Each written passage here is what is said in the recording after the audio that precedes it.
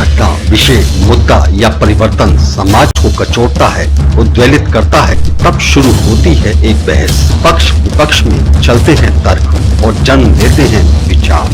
चर्चा, बहस, तर्क वितर्क से लेकर विचार बनने तक का है सफरनामा मून न्यूज का कार्यक्रम नजरिया। समसामयिक विषयों पर तीखी बहस, नजरिया। स्थानीय मुद्दों पर समाज का उद्वेलन, नजरिया। यदि आप भी नजरिया कार्यक्रम में सहभागी होना चाहते हैं तो आप हमें एसएमएस कर सकते हैं। टाइप कीजिए अपना नाम, मोबाइल नंबर, कार्य विषय की जानकारी और एसएमएस करें 963। नमस्कार, आप देख रहे हैं मून प्राइम टाइम और मैं हूं आपके साथ आकांक्षा अग्रवाल। तो आइए रुक कर लेते हैं कुछ खास खबरों की। फिरोजाबाद शहर के थाना रसूलपुर क्षेत्र जाटवपुरी रोड पर सूखी घास से भरे ट्रैक्टर में आग लग गई। देखते ही देखते आग ने भयंकर रूप धारण कर लिया। आसपास के लोग एकत्रित हो गए तो वहीं सड़क पर आते जाते वाहन भी रुकने लगे। जैसे ही इसकी जानकारी थाना पुलिस को हुई, मौके पर सीओ सिटी हरिमोहन सिंह पहुंचे, साथ ही 3 दमकल की गाड़ियां आ गई। आनन फानन में आग को बुझाने की मशक्कत शुरू हो गई। इसके साथ ही काफी प्रयासों के बाद आग पर काबू पाया जा सका। फिरोजाबाद शहर के थाना रसूलपुर क्षेत्र जाटवपुरी रोड पर सूखी घास से भरे ट्रैक्टर में आग लग गई। देखते ही देखते आग ने भयंकर रूप धारण कर लिया। आसपास के लोग एकत्रित हो गए तो वही सड़क पर आते जाते वाहन भी रुकने लगे। जैसे इसकी जानकारी थाना पुलिस को हुई, मौके पर सीओ सिटी मनमोहन हरिमोहन सिंह के साथ पहुंच गए।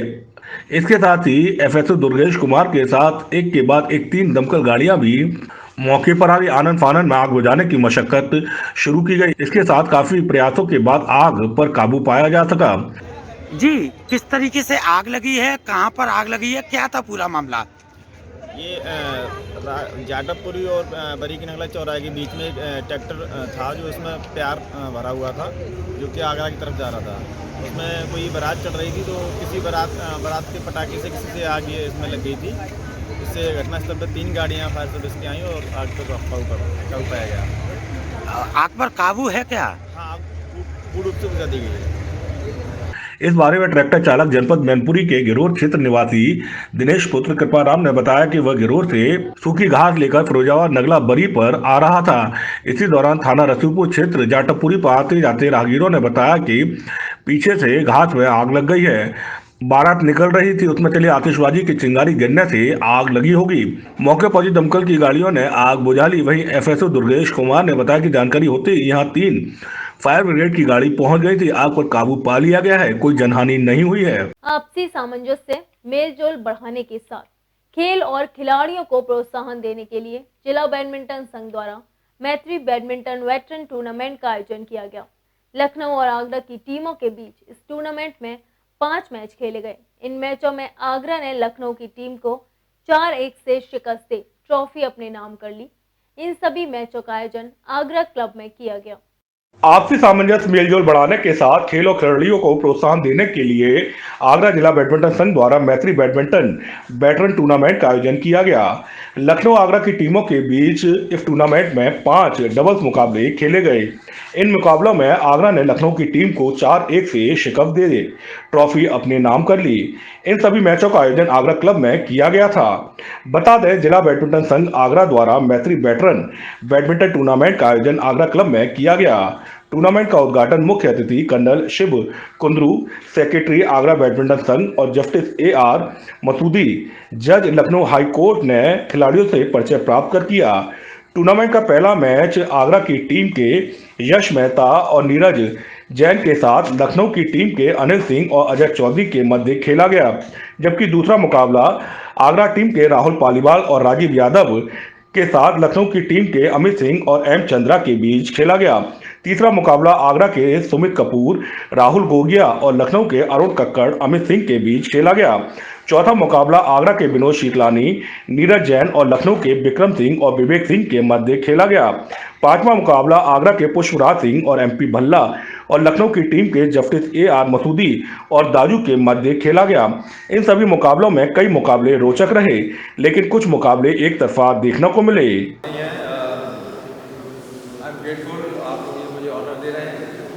बस ये आशा करता हूँ कि इस टूर्नामेंट में सब खिलाड़ी सेटिस्फैक्शन मिले, जो भी आज उनका परफॉर्मेंस होता है they should be satisfied and इस तरह के जो मैत्री टूर्नामेंट्स हैं ये और होते रहें जिससे कि सब आपस में सबका मिलाप हो, भाईचारा बढ़े। And I wish all the players satisfaction and all the best. Thank you so much. और ये बहुत अच्छी पहल है और मुझे पूरी उम्मीद है कि आगे भी ये चलता रहेगा सिलसिला। अब हम इन लोगों को बुलाएंगे, फिर ये हमको बुलाएंगे, चलता रहेगा सिलसिला। और ये बहुत बैडमिंटन के लिए बहुत प्रोत्साहित चीज़ है ये मैचेस तो होने चाहिए। इससे एक तो आपस में प्रेम भाव बढ़ता है, टीम स्पिरिट बढ़ती है और एक दूसरे के साथ खेलने का मौका मिलता है, जिससे ये भी पता लगता है कि यूपी का स्टैंडर्ड क्या है बैडमिंटन का। बहुत अच्छा लग रहा है, बहुत अच्छा लग रहा है और मुझे पूरी उम्मीद है कि उनको भी ज़रूर मज़ा आएगा हम लोग के साथ खेल के। हम लोग भी जीतने की कोशिश करेंगे, लोग भी जीतने की कोशिश करेंगे। जीतेगा वही जो अच्छा खेलेगा। जिंदगी सबकी होती है और बहुत कम लोग होते हैं जिनकी जिंदगी खूबसूरत होती है। जिंदगी में वो लोग समान होते हैं जो उसको एक बड़े इस तरीके से जीते हैं कि जैसे आई है और चली भी जाएगी। लेकिन स्पोर्ट्स एक ऐसा हॉबी है जो जिंदगी को पोइट्री बख्शती है। जिंदगी की पोइट्री स्पोर्ट्स है और जो आदमी स्पोर्ट्समैन है वो अपने आप में जिंदगी का एक पोएट है। मेरा मानना है कि आप खूबसूरत जिंदगी जीते हैं और स्पोर्ट्स को जिंदा रखने से हम खूबसूरती जिंदा रख रहे हैं। 5 डबल्स मैच के टूर्नामेंट को आगरा की टीम ने 4-1 से अपने कब्जे में कर लिया।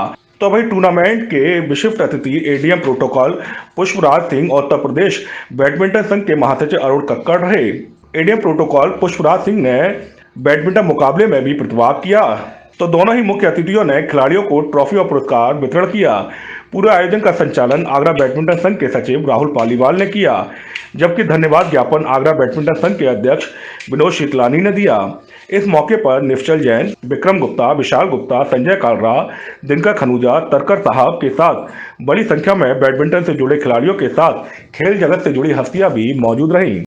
आवास विकास कॉलोनी में 14 फरवरी से चल रही श्रीमद् भागवत कथा महोत्सव का समापन के पश्चात भंडारे का आयोजन किया गया। भंडारे में सभी क्षेत्रवासियों ने प्रसाद ग्रहण कर पुण्य लाभ कमाया।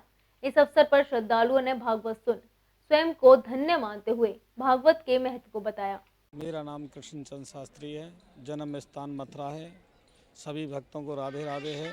सेक्टर 8 में जो ये श्रीमद् भागवत ज्ञान यज्ञ का आयोजन किया गया है, बड़ी धूमधाम से भक्तों ने इसका बड़ा आनंद लिया। जो आत्मा का कल्याण के लिए जो प्रथम जो उपदेश कन्हैया ने किया था हमारे बांके बिहारी ने, उसे श्रीमद् भागवत ज्ञान यज्ञ कहते हैं।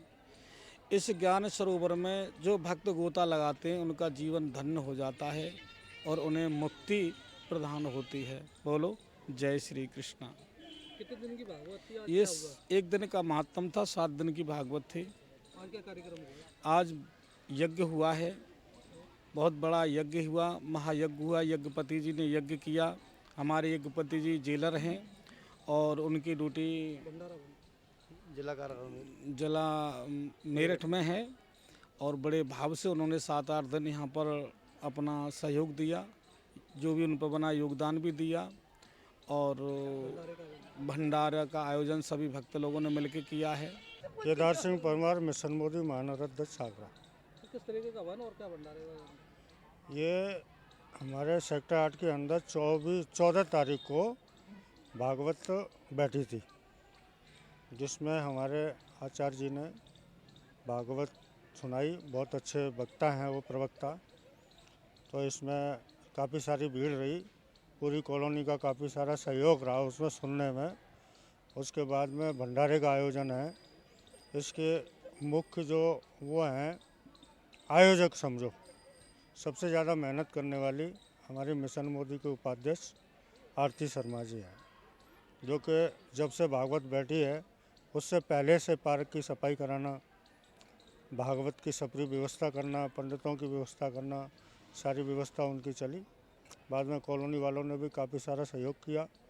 घर घर पर जाके भी उन्होंने सबको बोला कि भाई सुनने को आओ।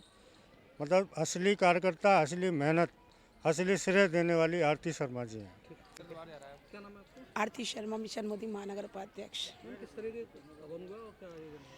ये 14 तारीख को हमने भागवत का प्रारंभ किया था कलश यात्रा के साथ। 8 दिन तक पंडित केशव शास्त्री जी ने भागवत सबको सुनाई और आज भंडारा है और हवन पूर्ण आहुति है। भंडारा चल रहा है और हमारी टीम के सभी लोग आए हुए हैं।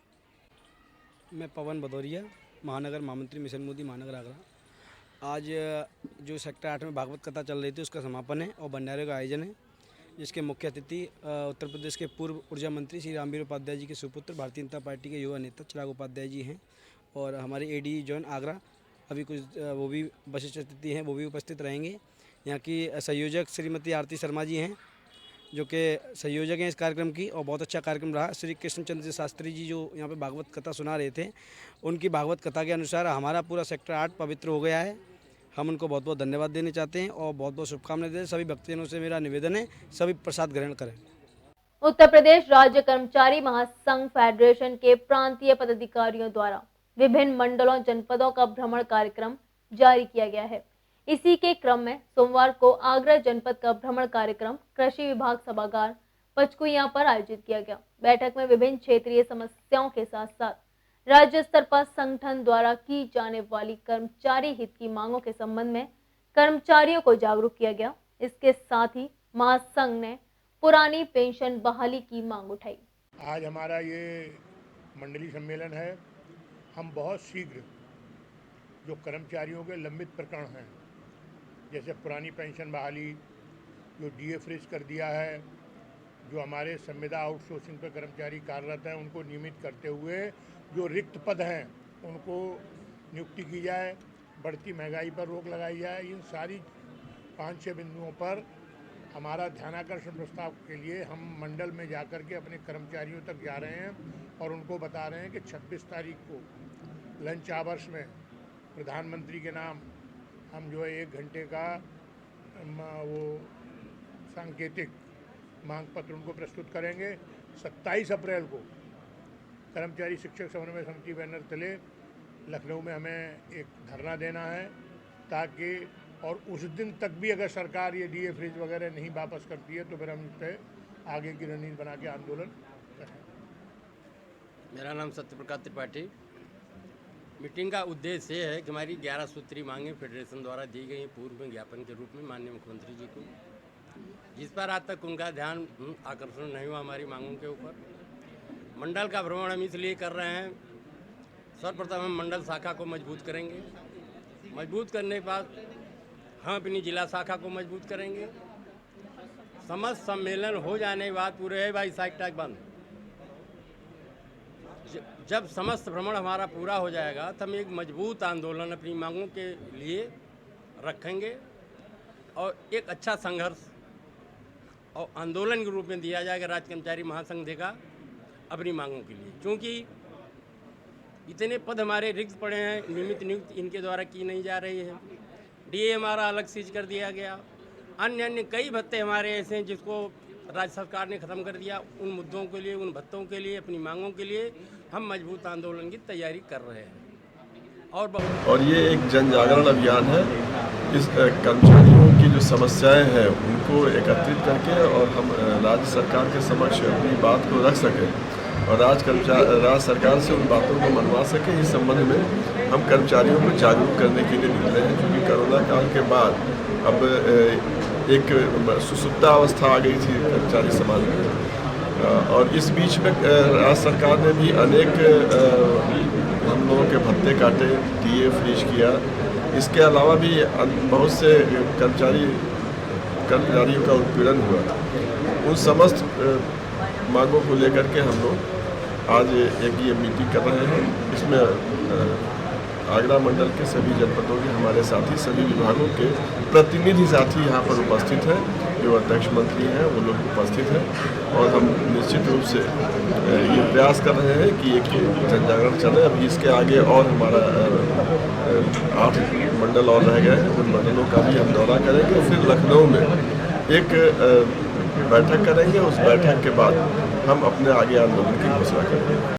सोमवार को सेंट पीटर स्कूल के पेरेंट्स ने ऑफलाइन क्लास का विरोध करते हुए टीम पापा से अरुण मिश्रा, शोभित जेटली के नेतृत्व में स्कूल के फादर को एप्लीकेशन देने पहुंचे, लेकिन सेंट पीटर स्कूल का गेट नहीं खोला गया। तब समस्त अभिभावक स्कूल के गेट पर ही बैठ गए। टीम पापा से सुमित सक्सेना, मनोज गोयल ने कहा कि स्कूल ऑफलाइन आने पर मजबूर नहीं कर सकता। शोभित जेटली ने प्रशासन से शासन के आदेश का पालन जिम्मेदारी से करवाने की अपील करते हुए कहा कि ये बहुत ही शर्मनाक है।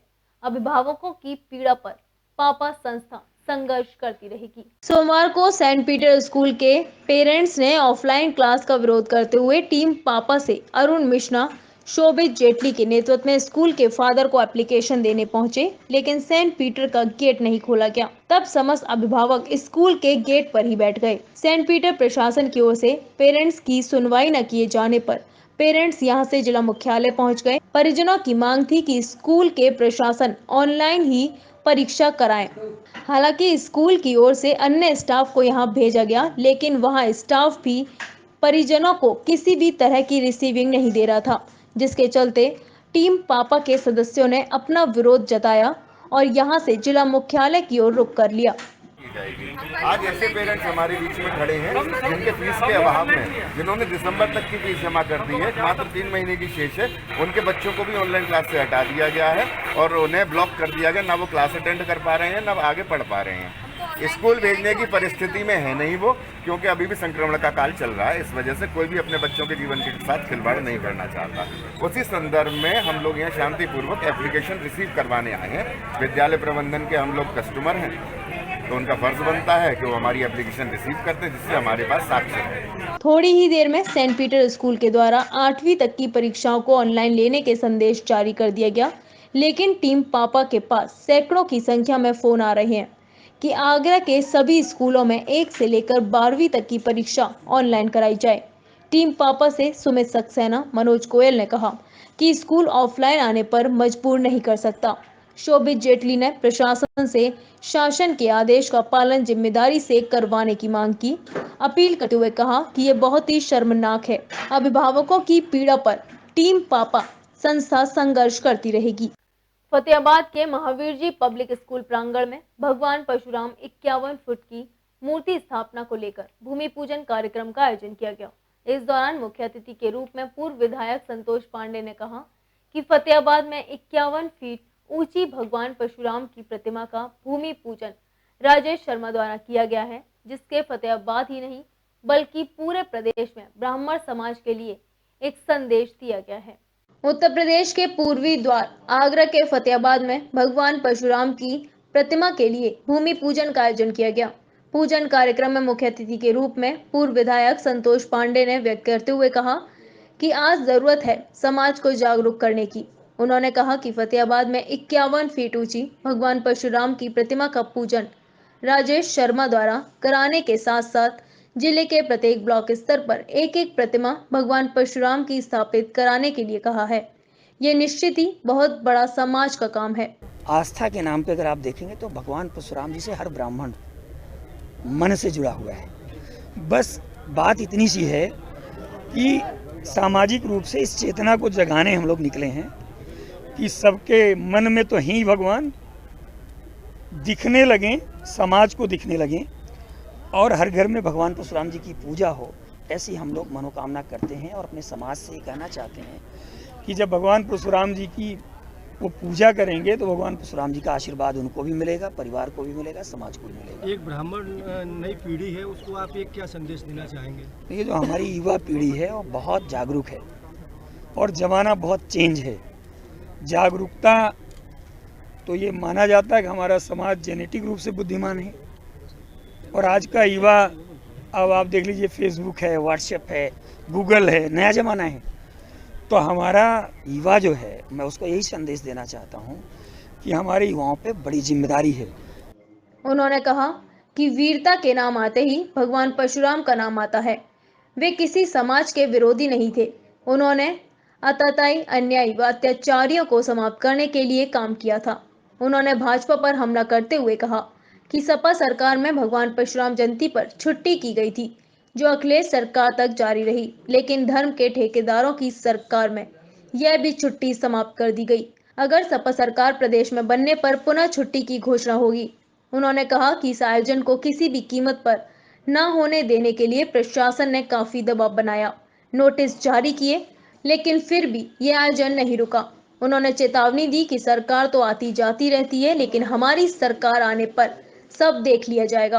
आपके द्वारा आज भूमि पूजन के लिए देखिए, मैं आपको बताऊं, भगवान परशुराम जी की हम पर असीम कृपा है और बड़े भैया संतोष पांडे जी की हम पर पूरी कृपा है। हमने जो ऐलान किया है वो ये ऐलान किया है कि हम जो भगवान परशुराम की जो प्रतिमा है वो हर ब्लॉक पर लगाने का कार्य करेंगे। बहुत जल्द ये प्रतिमा हर ब्लॉक पर लगेगी और अपनी जमीन लेके लगाने का काम करेंगे। सार्वजनिक में नहीं, अपनी जमीन लेने के लगाने का काम करेंगे। वहाँ के जो लोग हैं, वहाँ के जो नज़दीकी समाज के लोग हैं, उन्हें जागरूक करके वहाँ के लोगों का लगाना। समाज के लोगों से कुछ अपील? भगवान ब्राह्मण साहब को एक ही संदेश देना चाहते हैं, इतना शांतिप्रिय समाज तो कोई हो ही नहीं सकता, इतना त्यागी समाज तो कोई हो ही नहीं सकता, इतना त्याग ब्राह्मण ने किया है। आज ब्राह्मण भगवान श्री कृष्ण को भी मानता है, भगवान श्री राम को भी मानता है और जितने भी भगवान है 24 सबको मानता है, ठीक है ना। तो संदेश हमारा ये है कि सबको मानो, भगवान परशुराम को भी। समाज के लोगों से कुछ अपील करना चाहेंगे? हाँ, बिल्कुल करना चाहेंगे। ये ब्राह्मणों के प्रोग्राम है, जो ब्राह्मणों की भगवान परशुराम है और जो भी सामाजिक प्रोग्राम है उनमें ब्राह्मण बढ़ चढ़ के भाग ले, चाहे वो भागवत हो, चाहे वो गीता का पाठ हो रहा हो और चाहे भी किसी भी धार्मिक अनुष्ठान हो, उसमें ब्राह्मण बढ़ चढ़ के भाग ले, क्योंकि ब्राह्मण का ही दायित्व बनता है कि समाज को जागरूक करना और समाज को संस्कार देना, ये ब्राह्मण का दायित्व बनता है। उन्होंने युवाओं को आगे आने की अपील की, जिससे समाज ऊपर जा सके। उन्होंने बताया कि अगस्त में लखनऊ में 108 फीट ऊंची कांसे की भगवान परशुराम की प्रतिमा के लिए भूमि पूजन किया जाएगा, जिसमें पूरे देश के ब्राह्मण बंधु भाग लेंगे। वहीं चेयरमैन राजेश शर्मा ने कहा कि भगवान परशुराम की 51 फीट ऊंची प्रतिमा के लिए भूमि पूजन किया गया। जिले के हर ब्लॉक में भगवान परशुराम की प्रतिमा स्थापित कराई जाएगी। उन्होंने कहा कि घर घर में भगवान परशुराम की पूजा कराने के लिए लोगों को जागरूक करने का कार्य किया जाएगा। इस वर्ष ऑनलाइन होगा ब्रेन बी ओलंपियाड। अप्रैल माह में आयोजित होने वाले ओलंपियाड में देश के विभिन्न प्रांतों के हजारों विद्यार्थी भाग लेंगे। ब्रेन बी ओलंपियाड के लिए दिसंबर 2020 से इंतजार कर रहे विद्यार्थियों का इंतजार अप्रैल माह में खत्म होने वाला है। हर वर्ष की तरह ऑफलाइन न होकर इस वर्ष ऑनलाइन ओलंपियाड का आयोजन किया जा रहा है, जिसमें देश के विभिन्न प्रांतों से 5 से 15 वर्ष तक के हजारों विद्यार्थी भाग लेंगे और चुटकियों में जटिल से जटिल सवालों को हल करते नजर आएंगे। आगरा शहर के लगभग 1 दर्जन से अधिक स्कूल प्रतियोगिता में भाग लेंगे। दियालबग स्थित प्रिल्यूड पब्लिक स्कूल में आयोजित ब्रेन बी ओलंपियाड 2021 के पोस्टर विमोचन कार्यक्रम का आयोजन, यह जानकारी ब्रेन बी की निर्देशक सोनाली खंडेलवाल ने दी। बताया कि 4 वर्गों में उम्र व कक्षा के अनुरूप 5 से 15 वर्ष तक के विद्यार्थियों के लिए विभिन्न प्रतियोगिताएं आयोजित की जाएंगी। रजिस्ट्रेशन से संबंधित जानकारी विद्यार्थी फेसबुक, इंस्टाग्राम, यूट्यूब व लिंक्डइन से प्राप्त कर सकते हैं। ब्रेन बी संस्था द्वारा एक नेशनल ओलंपियाड किया जा रहा है, ब्रेन बी नेशनल ओलंपियाड 2021, जिसके अंदर देश भर के बच्चों को आमंत्रित किया जा रहा है कंपटीशन के लिए, जो कि एक ऑनलाइन कंपटीशन है। कोविड को मद्देनज़र रखते हुए हमें यही हुआ, हर साल तो हम ऑफलाइन कॉम्पिटिशन्स करते हैं, बट स्थिति अभी सही नहीं है और बच्चों को घर में व्यस्त रखना और एक पॉजिटिव कामों में लगाना इस समय बहुत ज़रूरी है। मतलब घर में पेरेंट्स भी काफ़ी परेशान हो रहे हैं कि बच्चों को अच्छी चीज़ों में कैसे एंगेज करें। तो इस कंपटीशन का उद्देश्य यही है कि बच्चे पार्ट लेंगे तो थोड़ी सी मेहनत करेंगे और प्रिपरेशन करेंगे तो उनका दिमाग अच्छे कामों में लगेगा। तो 4 कैटेगरीज हैं इस कंपटीशन में, mental maths, general knowledge, drawing and colouring and hand writing. तो इन चारों कैटेगरीज में बच्चे 5 साल से 15 साल तक के पार्ट ले सकते हैं और उन सबको अपने अपने एज ग्रुप में एनालाइज किया जाएगा। Thank you. प्रथम, द्वितीय व तीसरा स्थान प्राप्त करने वाले विद्यार्थियों को ट्रॉफी व सभी विजेता प्रतिभागियों को पुरस्कृत किया जाएगा। इस अवसर पर मुख्य रूप से Agra public school of group के chairman MC Sharma, Gayatri public school के निदेशक प्रद्युमन चतुर्वेदी, सुमित राउल गोयल मेमोरियल स्कूल के एडवाइजर मनोज बाल व मनीष खंडेलवाल मुख्य रूप से उपस्थित रहे। बहुत खुशी की बात है कि ब्रेन बी नेशनल ओलंपियाड 2021 का पोस्टर लॉन्च हुआ है और इसमें ऑनलाइन एक ओलंपियाड होगा जिसमें बच्चों की concentration, memory, imagination, self confidence, magical calculation skills और एकेडमिक ग्रोथ, इन विषयों पर बच्चों की बौद्धिक विकास किया जाएगा। ये छोटे कार्यक्रम बहुत बड़े उद्देश्य को लेकर होता है। मैं श्रीमती सोनाली खंडेलवाल और उनकी पूरी टीम को, ब्रेन बी टीम को धन्यवाद देना चाहूँगा कि बच्चों के बौद्धिक विकास में उनका बहुत बड़ा योगदान है और इसी के ओलंपियाड जीत करके आगरा के बच्चे देश में नाम रोशन करेंगे। और ब्रेन बी ने ये बहुत अच्छा इनिशिएटिव लिया है कि एक नेशनल लेवल पे एक आगरा की संस्था एक मैथमेटिक्स और IQ का ओलंपियाड करा रही है। तो पहली बात तो आगरा के लिए गर्व की बात है कि आगरा से उठकर हम all over India national level पे ये कर रहे हैं। दूसरी चीज़ बच्चों के लिए ये जो 5 से 15 साल की जो एज ग्रुप है जिसको ये टारगेट कर रहे हैं जिस ओलंपियाड के लिए, उनके लिए मैथमेटिक्स को लर्न करना, एंजॉय करना और एंजॉय करने के बाद ऐसे कॉम्पिटिशन्स के थ्रू उसको साक्षर बनाना, मैं समझता हूँ कि बच्चों के लिए आने वाले फ्यूचर के लिए मैथ्स एंजॉयमेंट होने वाली है। डरने की कोई ज़रूरत नहीं है मैथ्स से। Live it and enjoy it. Thank you. हमारे शास्त्रों में भी ब्रेन बी जैसी तकनीक का जिक्र है। हम कभी विश्व गुरु थे, अब नहीं है, लेकिन फिर से विश्व गुरु बनना है और ये सपना देश के युवाओं के बिना पूरा नहीं हो सकता। ब्रेन बी ओलंपियाड 2021 के पोस्टर विमोचन कार्यक्रम में मुख्य अतिथि सांसद SP सिंह बघेल ने कहा कि चुटकियों में जटिल सुलझाने वाली ब्रेन बी जैसी तकनीकों का जिक्र हमारे शास्त्रों में भी है। यह तकनीक न सिर्फ बच्चों की एकाग्रता और आत्मविश्वास को बढ़ाती है, बल्कि देश और आगे बढ़ाने और विश्व गुरु बनाने में भी सहयोगी है। उन्होंने इस अवसर पर डेमो के जरिए प्रिल्यूड स्कूल के विद्यार्थियों को सम्मानित किया, जिन्होंने पलक झपकते ही लंबे व जटिल सवालों का जवाब दिया। उत्तर प्रदेश सरकार के बजट में आगरा की झोली पूरी तरह से खाली रही। सिवाय मेट्रो को 471 करोड़ आवंटित करे जाने के अलावा आगरा के विकास व पर्यटन के लिए 1 रुपया भी सरकार की ओर से नहीं दिया गया। प्रमुख रूप से आगरा के पर्यटन उद्योग व एयरपोर्ट को जिस तरह से दरकिनार रखा गया है, उससे आगरा वासियों में खासा निराशा है। उत्तर प्रदेश की योगी सरकार की आगरा से बेरुखी बजट में साफ नजर आई। आगरा ने भले ही सभी विधानसभा, लोकसभा से लेकर मेयर व जिला पंचायत की सीटें भाजपा की झोली में डाली हों, लेकिन बजट के मामले में सरकार ने आगरा की झोली खाली ही रखी। जो कुछ दिया भी वह भी उस प्रोजेक्ट के लिए जिसको ना आगरा ने कभी मांगा, ना आगरा ने कभी चाहा। जबरन सरकार ने जो प्रोजेक्ट दिया उसका खर्चा भी सरकार दे रही है, जबकि आगरा के प्रमुख उद्योगों में शुमार पर्यटन से लेकर किसी अन्य व्यवसाय, कारोबार या फिर एयरपोर्ट के मामले में आगरा बजट से पूरी तरह से सूखा ही रहा। जिस प्रकार पूर्व सरकारों द्वारा आगरा चला जाता रहा है, इस बार भी बजट में इन सरकारों में भी आगरा बजट में चला जा रहा है। इसके लिए जब तक कोई कठोर निर्णय नहीं लिया जाएगा, तब तक आगरा का पर्यटन का विकास होना निश्चित नहीं है। आगरा के पर्यटन का विकास और नाइट स्टे के लिए सरकारों को कोई न कोई मजबूत रणनीति बनानी पड़ेगी। प्रदेश सरकार ने अपने बजट के दौरान पर्यटन के क्षेत्र में अयोध्या को जहां लगभग 150 करोड़ का बजट जारी किया, तो वहीं वाराणसी के लिए 100 करोड़ की घोषणा की। वहीं चित्रकूट के लिए भी 20 करोड़ का धन आवंटित किया, जबकि पर्यटन नगरी कही जाने वाली आगरा के पर्यटन को लेकर किसी भी तरह की कोई बात इस बजट में नहीं कही। लॉकडाउन के बाद आगरा का पर्यटन कारोबार हाशिए पर है और तमाम पर्यटन कारोबारी आर्थिक तंगी झेल रहे हैं। हजारों लोगों की नौकरी तक जा चुकी है। ऐसे में लगातार आगरा के पर्यटन व्यवसायी सरकार से किसी राहत पैकेज की मांग निरंतर करते आ रहे हैं, लेकिन इस बजट में आगरा के पर्यटन कारोबारियों को कुछ नहीं मिला। आगरा जो कि पर्यटन की नगरी है, आगरा के सराउंडिंग देश शहरों को लिए बजट दिया गया है, पर आगरा के लिए कोई भी बजट में स्थान नहीं रखा गया है।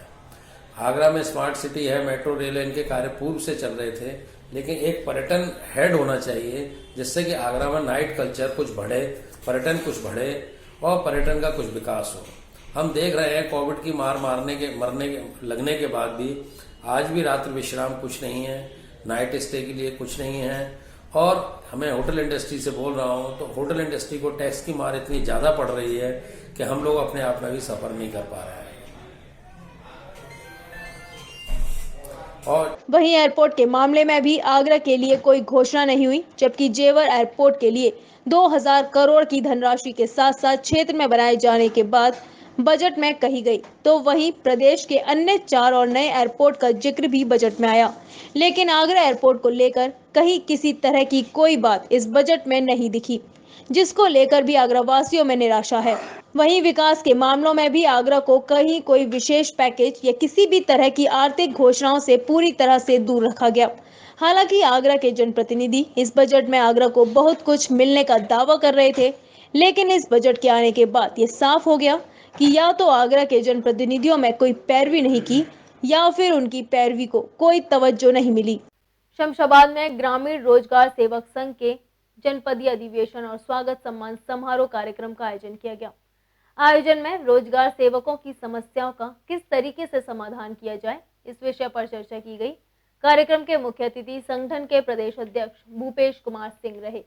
इस दौरान रोजगार सेवकों ने संगठनात्मक चर्चा करते हुए अपनी मांगों को प्रदेश अध्यक्ष के सामने रखा। ग्राम पंचायत स्तर पर ग्रामीण रोजगार सेवक का पद विकास कार्यों में एक अहम भूमिका निभाता है। इसके लिए प्रत्येक ग्राम पंचायत में एक रोजगार सेवक नियुक्त है।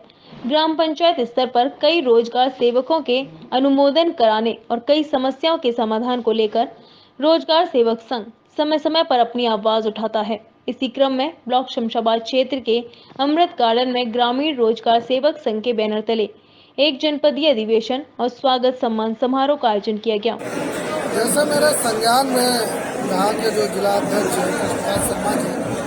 101 ग्राम रोजगार सेवकों का अनुमोदन नहीं हुआ था, तो उस संबंध में इन्होंने पत्र हमारे पास भिजवाया था, जिसमें 48 ग्राम रोजगार सेवक 2008-9 में नियुक्त हुए थे।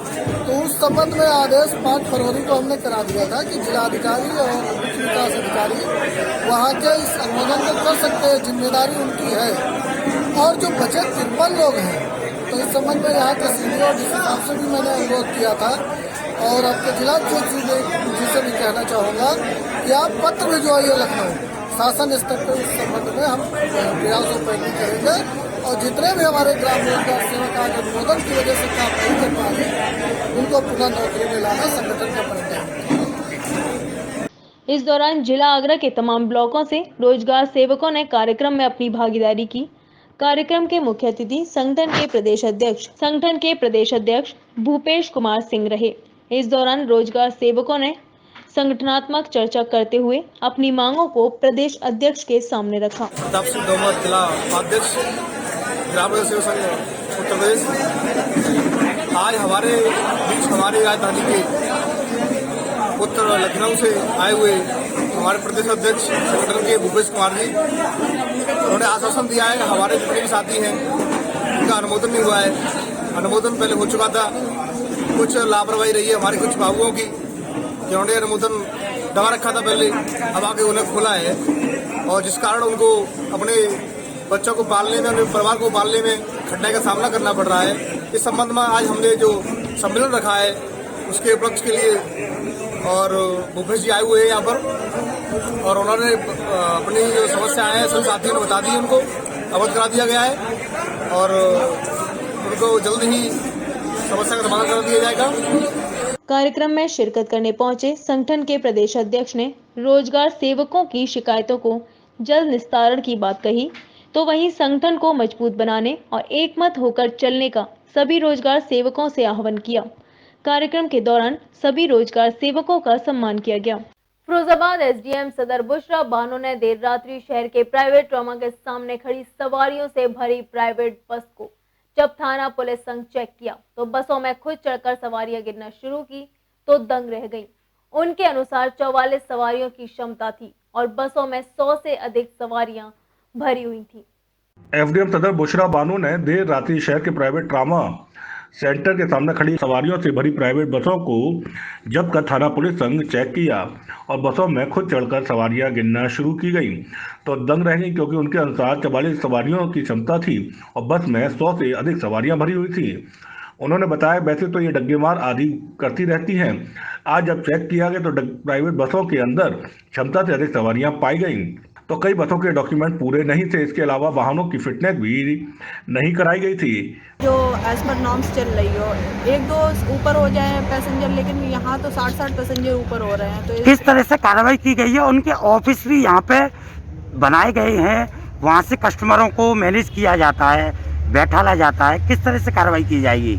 अभी तो मैंने इनका चालान करके छोड़ रही हूँ, क्योंकि काफ़ी जो पैसेंजर हैं वो तो उनको कहीं कोई ना कोई उनके पर्टिकुलर प्रॉब्लम्स हैं, लाइक कोई बीमार है, किसी को अर्जेंटली जाना है। लेकिन अभी इसको व्यापक स्तर पे हम यहाँ पे और भी जो उच्च अधिकारी हैं उनसे बात करके इसे बड़े स्तर पे चलाएंगे परिवहन विभाग वगैरह की मदद से। उन्होंने बताया क्योंकि बसों में सवारियां भरी थी, कोई गंभीर है तो किसी को जल्दी घर जाना था, सबकी अपनी अपनी समस्या थी, तो यह सब देखते हुए फिलहाल चेकिंग कर 4 बसों के चालान किए गए हैं। साथ ही कड़ी हिदायत भी दी गई है, कमियां शिकायत मिलने पर एक बार फिर अभियान चलाया जाएगा।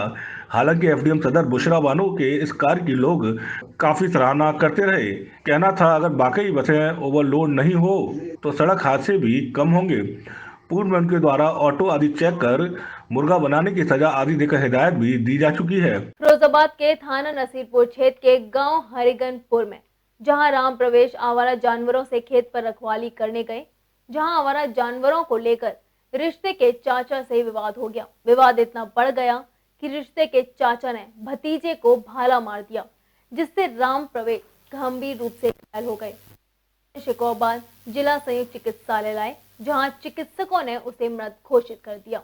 मामला फिरोजाबाद के थाना नसीरपुर क्षेत्र के गांव हरिगनपुर का है, जहां प्रवेश आवारा जानवरों से खेत की रखवाली करने गए थे, जहां आवारा जानवरों को लेकर रिश्ते के चाचा से विवाद हो गया। विवाद इतना बढ़ गया कि रिश्ते के चाचा ने भतीजे को भाला मार दिया, जिससे राम प्रवेश गंभीर रूप से घायल हो गए। परिजन शिकोहा जिला संयुक्त चिकित्सालय लाए, जहाँ चिकित्सकों ने उन्हें मृत घोषित कर दिया। किस तरह की हालत है उसका, क्या मामला हुआ है? ये इनके परिजन लेके आए, नाम राम प्रकाश बताया, लगभग 45 साल है। इनका कहीं खेत पर कोई झगड़ा हुआ था और हम लोगों ने एग्जामिन किया तो ये मृत अवस्था में पाए गए। कैसे घायल हुए, क्या लग रहा है प्रथम दृष्टया? नहीं, घर वाले तो ये बता रहे हैं कि इनके सीने में बाईं तरफ एक घाव दिखाई दिया है हम लोगों को, उसमें से काफ़ी सारा खून भी दिखा, लेकिन ये मृत अवस्था में हमारे यहाँ आए। सूचना मिलते ही शिकोहा कोतवाली पुलिस ने मौके पर पहुंच गई। पुलिस ने शव को कब्जे में ले पोस्टमार्टम भिजवा दिया। वहीं थाना नसीरपुर पुलिस मौके पर पहुंचने के बाद पूरे मामले में जांच पड़ताल में जुट गई है। यूथ कांग्रेस के कार्यकर्ताओं ने दीवानी स्थित चौधरी चरण सिंह की प्रतिमा पर भारत सरकार की बुद्धि शुद्धि के लिए हवन किया। यूथ कांग्रेस नेता दीपक शर्मा ने बताया, जिस प्रकार अंतर्राष्ट्रीय बाजार में इस समय तेल के दाम बहुत कम है, किंतु भारत सरकार ऐसा कौन सा पेट्रोल भारत की जनता को दे रही है जिसके दाम 4 गुना बढ़ा कर दिए जा रहे हैं। साथ ही कहा, सरकार पेट्रोल और गैस के दाम कम करने का वादा करके सरकार में आई, किंतु अपने वादे से मुकर गई, जिसका परिणाम देश की गरीब जनता को भुगतना पड़ रहा है। अगर स्थिति यही रहती है तो गरीब व मध्यम वर्गीय परिवार पर एक बहुत बड़ा बोझ आ जाएगा। यूथ कांग्रेस के कार्यकर्ताओं ने दीवानी स्थित चौधरी चरण सिंह की प्रतिमा पर भारत सरकार की बुद्धि शुद्धि के लिए हवन यज्ञ किया। यूथ कांग्रेस नेता दीपक शर्मा ने बताया, जिस प्रकार अंतर्राष्ट्रीय बाजार में इस समय तेल के दाम बहुत कम है, किंतु भारत सरकार ऐसा कौन सा पेट्रोल भारत की जनता को दे रही है जिसके दाम 4 गुना बढ़ा दिए गए हैं। पेट्रोल की कीमत 100 के पार जा रही है, जबकि पूरे विश्व में इस समय पेट्रोल के दाम बहुत कम है। घरेलू गैस सिलेंडर 800 के करीब है। भारत सरकार लगातार रोज कीमतें बढ़ाकर जनता की कमर तोड़ रही है। पूरे देश में आक्रोश है, किंतु भारत सरकार के कान पर जू नहीं रेंग रही। सोमवार को यूथ कांग्रेस के कार्यकर्ताओं ने सिलेंडर को माला पहनाकर बुद्धि शुद्धि हवन किया। साथ ही मांग की कि जल्द से जल्द पेट्रोल घरेलू सिलेंडर के रेट कम किए जाएं, जिससे जनता को राहत मिले। ऐसा न होने की स्थिति में यूथ कांग्रेस पूरे देश में प्रदर्शन करेगी। मेरा नाम दीपक शर्मा है, मैं यूथ कांग्रेस का नेता हूँ। आज यूथ कांग्रेस कार्यकर्ताओं ने व NSY कार्यकर्ताओं ने चौधरी चरण सिंह पार्क दीवानी पर केंद्र सरकार की सद्बुद्धि के लिए हवन किया है, मांग की है। जिस तरीके से आज अंतर्राष्ट्रीय बाजार में तेल की कीमतें बहुत कम है, लेकिन केंद्र सरकार आज भी हिंदुस्तान में महंगी कीमतों पर तेल बेच के जब गरीब जनता की और मध्यम वर्गीय परिवारों की कमर तोड़ रही है। गैस के दाम आज 800 रुपये हो गए। ऐसी कौन सी गैस है जो भारत सरकार दे रही है जिसके दाम 800 रुपये? ऐसा क्या पेट्रोल में ऐसा क्या डाल के दे रहे हैं जिसके उसके दाम 100 रुपये के पार हो रहे हैं? सरकार की सद्बुद्धि के लिए आज यज्ञ किया है, प्रार्थना की है कि भगवान केंद्र सरकार को सद्बुद्धि दे और गरीब जनता को राहत दी जाए। जल्द से जल्द तेल, पेट्रोल और गैस के दाम कम किए जाए। सरकार केवल चंद लोगों को फायदा देने के लिए रोजाना पेट्रोल, डीजल और घरेलू गैस के रेट बढ़ा रही है। आज पूरे भारत में पेट्रोल, गैस के अलावा खाने पीने की चीजें, सब्जियां, हर चीज महंगी कर रही है। जबकि ये सरकार पेट्रोल और गैस के दाम कम करने का वादा करके सरकार में आई, किंतु अपने वादे से मुकर गई। जबकि ये सरकार पेट्रोल और गैस के दाम कम करने का वादा करके सरकार में आई, किंतु अपने वादे से मुकर गई, जिसका परिणाम देश की गरीब जनता को भुगतना पड़ रहा है। अगर स्थिति यही रहती है तो गरीब व मध्यम वर्गीय परिवार पर एक बहुत बड़ा बोझ आ जाएगा। आज भारतीय जनता पार्टी के नेता भी विलुप्त हो चुके हैं, जो महंगाई को लेकर सड़कों पर अर्धनग्न होकर प्रदर्शन करते थे। यूथ कांग्रेस के कार्यकर्ताओं ने हवन के माध्यम से प्रार्थना की कि भगवान भारत सरकार को सद्बुद्धि दे, जिससे पेट्रोल, डीजल और घरेलू गैस के दाम कम करें, जिससे जनता को राहत मिले। प्रदर्शन करने वालों में मुख्य रूप से यूथ कांग्रेस जिलाध्यक्ष हेमंत चाहर, अनुसूचित जाति के शहर अध्यक्ष तरुण सागर, प्रदेश कोऑर्डिनेटर दीपक दीक्षित, नितिन प्रताप एवं आशुतोष सनी शैलेंद्र मुख्य रूप से उपस्थित रहे। पतित पावनी यमुना के तट पर वैष्णव संतों के आध्यात्मिक संगम वैष्णव कुंभ मेला में तपती दोपहरी में आग की तपन के बीच कठिन साधना करते साधु श्रद्धालुओं के आकर्षण का केंद्र बने हैं। हठयोगी साधकों की अनूठी साधना के लिए अच्छी खासी संख्या में श्रद्धालु कुंभ मेला स्थल पर पहुंच रहे हैं। पौराणिक व ऐतिहासिक तथ्यों का समावेश वैष्णव कुंभ मेला में देश भर के वैष्णव साधु लगभग 40 दिनों तक अपने आराध्य की साधना में लीन रहते हैं। चतु संप्रदाय में अलग अलग साधना पद्धति के साधक अपनी उपासना से इष्ट को रिझाते हैं, जिनमें से कुछ साधु हठ साधना कर जल कल्याण व आत्मबल बुद्धि की भावना को पुष्ट करते हैं। भगवान सूर्य की तपिश के साथ आग की तपन में साधना करते साधुओं का अनुष्ठान बसंत पंचमी पर्व से शुरू होकर ज्येष्ठ माह के दशहरे तक चलता है। 4 महीने की इस साधना में तप कर रहे साधु दोपहर में ही अपनी साधना शुरू करते हैं। होती है ये हमारे संत महात्मा लोग, महापुरुष लोग इसको तप करके अपने शरीर को अपने जन कल्याण के लिए, अपने आत्मबल के लिए, अपने साधना को तटस्थ करने के लिए, तेज और ओज के लिए इसको किया जाता है। इसको हठ योग हम लोग कहते हैं। वैसे भजन पूजन तो हम लोगों का बराबर चलता है, गीता पाठ, रामायण तो हमारा चलता ही है, लेकिन इसको हम लोग 4 महीना करते हैं। 4 महीना करके उसके बाद फिर भी इसको गंगा दशहरा पर हम लोग विराम करते हैं। तो ये 4 महीना हम त्यागियों का हठ योग चलता है। तो ये जन कल्याण, आत्मबल, अपने रक्षा सुरक्षा के लिए और अपने साधना को पूर्ण बनाने के लिए। क्या क्या तरीके होते हैं इसको करने के? इसको तरीका ये होता है कि जैसे अपने पहले पंचकोट धुनी होती है, फिर उसके बाद 84 धुनी आ जाती है, फिर अपने महाराज जी जैसे हमारे तप रहे हैं तो ये सब 84 धुनी तप रहे हैं, कोट खप्पर तप रहे हैं। तो इसकी साधना 18 साल की इसकी कोर्स है, तो ये 18 साल तक चलता है। 18 साल के बाद जब पूर्णाहुति हो जाती है? हाँ, इसकी पूर्णाहुति हो जाती है। फिर योगी अपने पूर्ण साधना में, अपने पूर्ण योग में लीन हो जाता है। अखिल भारतीय त्यागी पंच के रामशंकर त्यागी बताते हैं कि वैसे तो हठ योग साधना का 18 वर्ष का निर्धारित समय होता है, जिसमें पंच धुनी साधना से 84 धुनी साधना तक साधु करते हैं। लेकिन सबसे कठिन 84 धुनी साधना होती है, जिसमें साधक अपने चहुओं 84 कंडों की अग्नि जलाकर साधना करता है। अयोध्या से आए संत मलखान बाबा अपनी साधना के सबसे कठिन दौर में हैं। सिर के ऊपर आग से भरे मटके को रखकर बाबा आग की तपिश के बीच साधना में लीन है। हठयोगी साधकों की अनूठी साधना के लिए अच्छी खासी संख्या में श्रद्धालु कुंभ मेला स्थल पर पहुंच रहे हैं।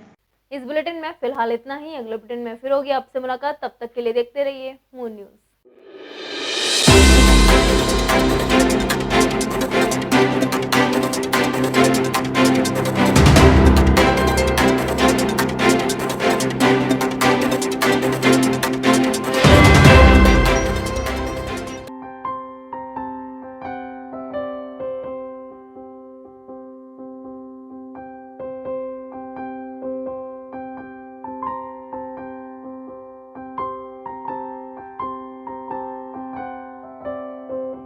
जब भी कोई घटना, विषय, मुद्दा या परिवर्तन समाज को कचोटता है, उद्वेलित करता है, तब शुरू होती है एक बहस। पक्ष विपक्ष में चलते हैं तर्क और जन्म लेते हैं विचार। चर्चा, बहस, तर्क वितर्क से लेकर विचार बनने तक का है सफरनामा मून न्यूज का कार्यक्रम नजरिया। समसामयिक विषयों पर टीकी बहस नजरिया, स्थानीय मुद्दों पर समाज का उद्वेलन नजरिया। यदि आप भी नजरिया कार्यक्रम में सहभागी होना चाहते हैं तो आप हमें एसएमएस कर सकते हैं। टाइप कीजिए अपना नाम, मोबाइल नंबर, कार्य विषय की जानकारी और एसएमएस करें 963। परम पूज्य संत श्री अरविंद जी महाराज के मुखारबिंद से प्रभावित श्रीमद् भागवत कथा का आयोजन 25 फरवरी से 3 मार्च तक कथा स्थल श्री राम पार्क जयपुर हाउस पर किया जा रहा है। सभी शहरवासियों से अनुरोध है कि कथा स्थल पर उपस्थित हों और आयोजन को सफल बनाएं।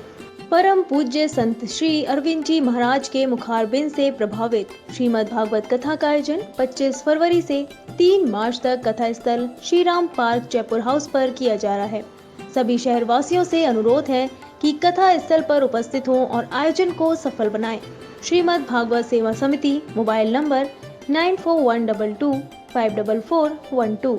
नमस्कार, आप देख रहे हैं मून प्राइम टाइम और मैं हूं आपके साथ आकांक्षा अग्रवाल। तो आइए रुक कर लेते हैं कुछ खास खबरों की ओर। फिरोजाबाद शहर के थाना रसूल